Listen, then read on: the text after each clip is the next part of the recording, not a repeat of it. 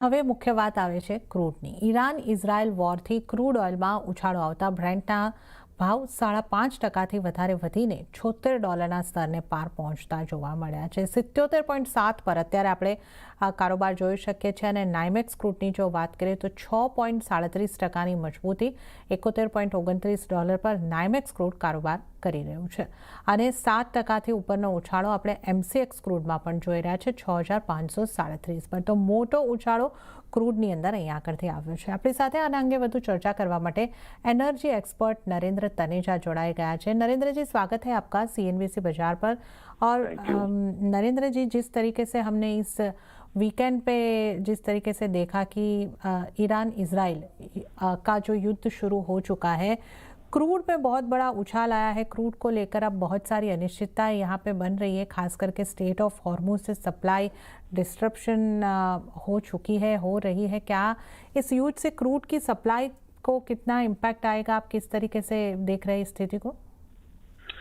देखिए, अभी तक आप देख रहे हैं कि कोई बड़ा डिसरप्शन जिसको कहना चाहिए तेल का, वो तो अभी नहीं हुआ है. इतना जरूर हुआ है कि स्टेट ऑफ हॉर्मुज जो है, जहां से दुनिया का 20% तेल का निर्यात होता है उस रास्ते से, और एक तरह का चौक पॉइंट बना है, खुद है बड़ा इंपॉर्टेंट.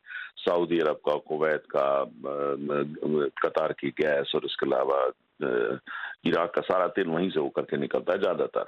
अब वहां पे हमने ये देखा है कि जो मूवमेंट है टैंकर्स का, वो रुक गया है, क्योंकि ईरान की फौजों ने वहां पे जितने भी टैंकर्स हैं उनको रेडियो मैसेज दिया है कि आप यहाँ से नहीं निकलिए, निकलेंगे तो आप पे हमला हो सकता है. और कल हमने देखा 2 टैंकर्स पे, वहां तो नहीं लेकिन थोड़ा दूर पे हमला हुआ भी है.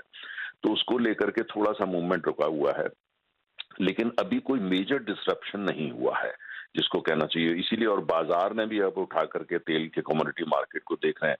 उनका रिएक्शन में चिंता है, एंग्जाइटी है, लेकिन पैनिक नहीं है. तो कीमतें ऊपर जरूर गई हैं, जाहिर है, लेकिन ऐसा नहीं कि उसमें कोई पैनिक आ गया कि एकदम जो है, जैसा कुछ लोग कह रहे थे कि $100 या $120, $150 पहुंच जाएगा. ऐसा मार्केट का रिस्पॉन्स नहीं है. उसकी सबसे बड़ी वजह यह है कि मार्केट को भी ऐसा लग रहा है कि शायद ये युद्ध लंबा चलने वाला नहीं है, क्योंकि हमने देखा है, मेरा अपना भी खुद एनालिसिस यही है कि ईरान का जो रिस्पॉन्स आया है, ईरान का रिस्पॉन्स में बहुत ज्यादा दम नहीं है. उनका जो लगता है ईरान की कैपेसिटी एक सीमा से ज्यादा नहीं है. उन्होंने इजराइल के ऊपर कोई भारी हमला नहीं कर पाए हैं. अमेरिका की जो एसेट्स है वहां पे, नेवल एसेट्स खासतौर से एयरक्राफ्ट कैरियर वगैरह वहां पे अमेरिका के हैं, उन पर भी कोई भारी हमला नहीं हुआ है. इससे ऐसे संकेत मिल रहे हैं कि शायद ईरान की जो क्षमता है, जो कैपेसिटी है बदला लेने की, वो बयान देते हैं लेकिन बहुत ज्यादा नहीं है. उन्होंने ऐसे कंट्री जो यूनाइटेड अरब एमिरेट्स है, बहरीन है, ओमान है, इन पे हमला किया है, जबकि उनका कोई युद्ध से लेना देना नहीं है. और ईरान से उनमें से कईयों के तो बड़े अच्छे संबंध भी हैं. तो जो मेरे अपने हिसाब से वो ईरान ने एक बहुत सामरिक रूप से देखें तो बहुत बड़ी गलती करी है. लेकिन ईरान बदला ले पाएगा या ईरान इस युद्ध को लंबा चला पाएगा, ऐसा लगता नहीं है. मुझे लगता है आने वाले 4-5 दिन में अमेरिका और इजराइल अपना जो हमला है ईरान पे, उसको तेज करेंगे.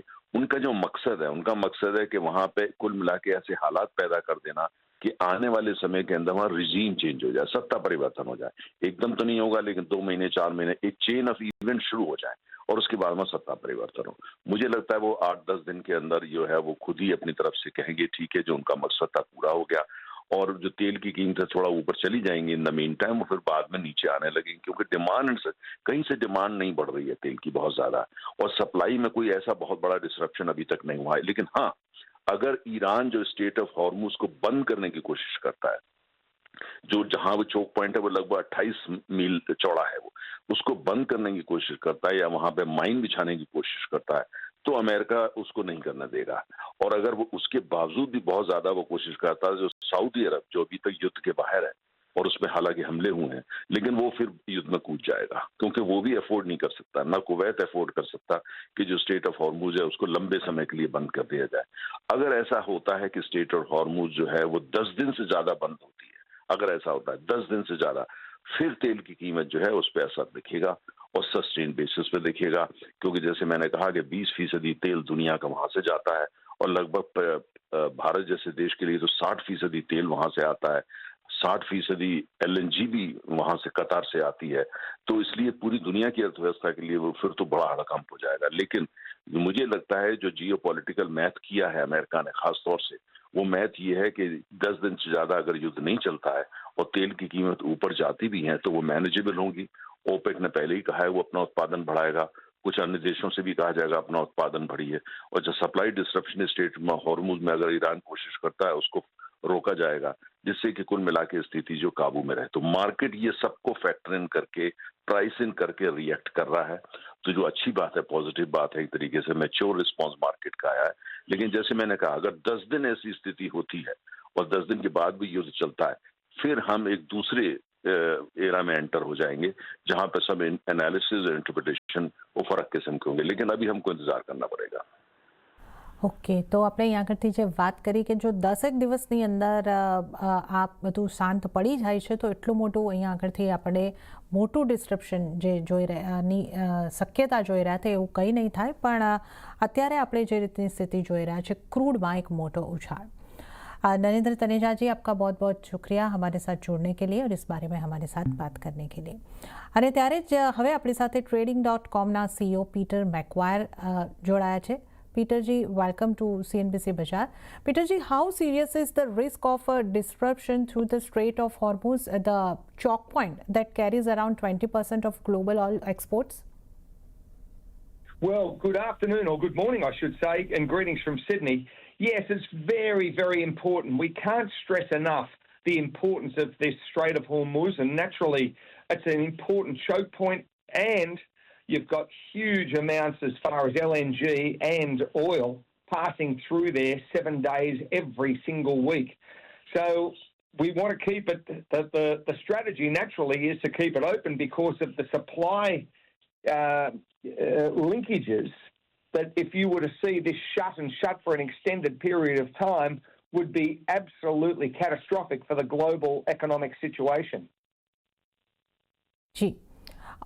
And I also want to know, could disruption in Hormuz push Brent crude beyond $100 per barrel as some analysts fears? Well, I'm not going to, I don't think, and I've been watching these markets for, I don't like saying this, 40 years, I don't believe that pardon me, I do believe that anything is possible. And if this was to be an extended period of time in the sense geopolitically, and this was to take weeks and weeks, and it was to become more severe and more confrontational, that Iran really dug its heels in and it fought a very bitter battle, yes, I could see $100 a barrel without a problem.